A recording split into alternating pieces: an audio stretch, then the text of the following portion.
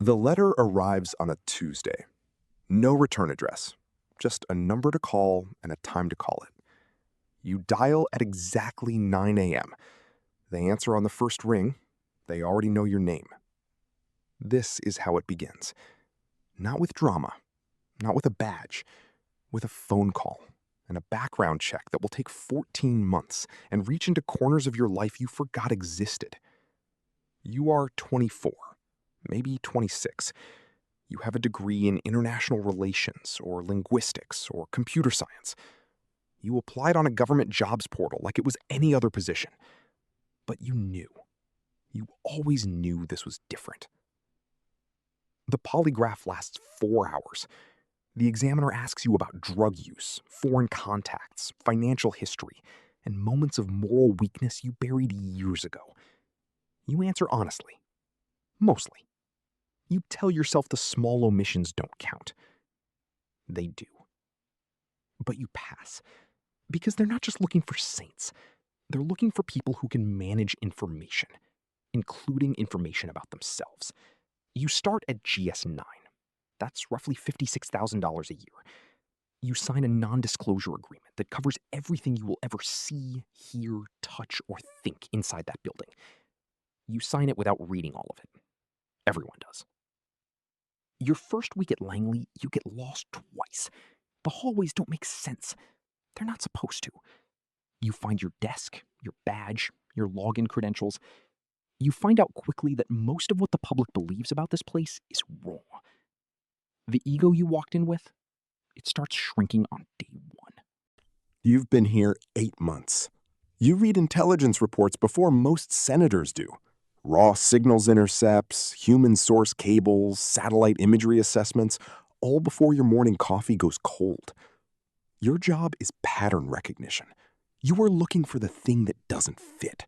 The shipment that takes a different route, the phone call that stops happening, the name that appears in 3 separate databases that aren't supposed to connect. You make $68,000 now, GS11. You don't talk about your job at dinner parties. You say government contractor and change the subject. Your friends think you're boring. You let them. The first time your analysis contributes to an operation, you don't find out for 6 weeks. A supervisor pulls you aside, says, "Good catch," and walks away. That's it. No ceremony, no explanation of what your work actually triggered. You lie in bed that night, wondering what happened because of you. You don't sleep well. You start to understand the first rule. Information flows up. Credit flows up. Accountability flows down. You requested field assignment twice. The third time, they said yes. You spent 5 months in a training facility you're not allowed to name.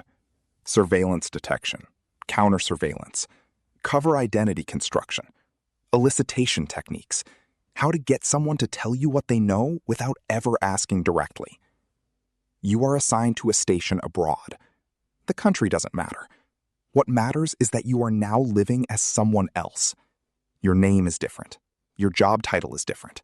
Your entire backstory is a documented fiction maintained by people back home. Your salary is now supplemented with a living allowance, a housing allowance, and operational funds that run through accounts that don't exist on paper. Total compensation touches $110,000. You don't spend much. There's nowhere safe to spend it. You recruit your first asset at a cocktail reception hosted by a foreign trade minister. It takes 4 months of relationship building before you ask for anything. When you do ask, you frame it as a favor between friends. He agrees. You file the report that night and feel something you can't name. Not pride, not guilt. Something in between. Something that doesn't have a word in English. You have 3 assets running simultaneously. You manage their security, their payments, their psychological stability. When one of them starts drinking heavily, it becomes your problem. When another's wife gets sick and he needs money for hospital bills, you find a way. You are their handler, their confessor, their lifeline. They trust you completely. You know that trust is a tool. You've stopped losing sleep over that. Your cable traffic gets read by people at headquarters now. Senior people. Your station chief calls your work textbook. You've been here 4 years. You know which relationships matter and how to maintain them.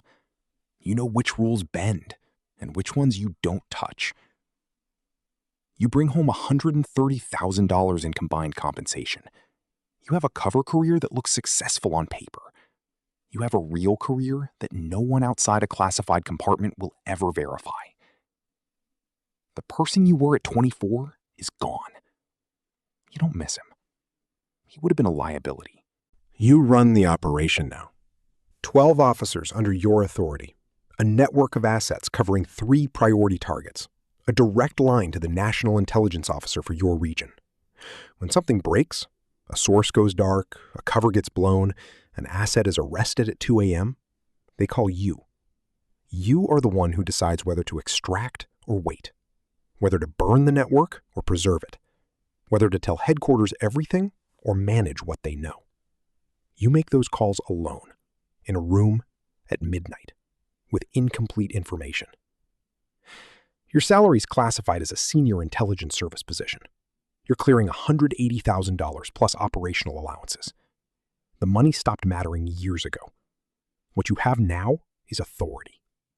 And authority in this world is measured by what you can make happen, quietly, without a paper trail that leads back to you. You've sent people into danger knowing the margin for survival was thin. They trusted your judgment. Some of them came home. Washington, D.C. again. A corner office at Langley, a staff of 40. A seat at interagency briefings where cabinet-level officials ask for your read on situations that will shape foreign policy for a decade. You don't recruit assets anymore. You shape strategy. You decide which programs get resources and which ones get quietly closed. You decide which intelligence gets elevated and which gets managed at your level. The power here is not dramatic. It's bureaucratic. It's the power of the agenda, of what gets written and what gets buried, of what the director hears and what never reaches his desk. You are one of the most influential people in the United States government. No one outside this building knows your name. Your compensation exceeds $220,000. You have a security detail for certain travel. You have a personal assistant with a top-secret clearance. You eat lunch with people who brief the president. You have not had a conversation you fully trusted in 11 years. The building belongs to you now, in every practical sense. You brief the director. You chair the morning meeting. When the president's daily brief is assembled, your judgment shapes its framing. Ambassadors take your calls. Foreign intelligence chiefs meet you in third country locations in the middle of the night. You know things that have never been written down, operations that were never formally authorized, decisions that were made in rooms with no witnesses and no recording. You carry that weight the way you carry your own skeleton, always, invisibly, without thinking about it until something reminds you. Your salary is public record now, technically, just over $190,000.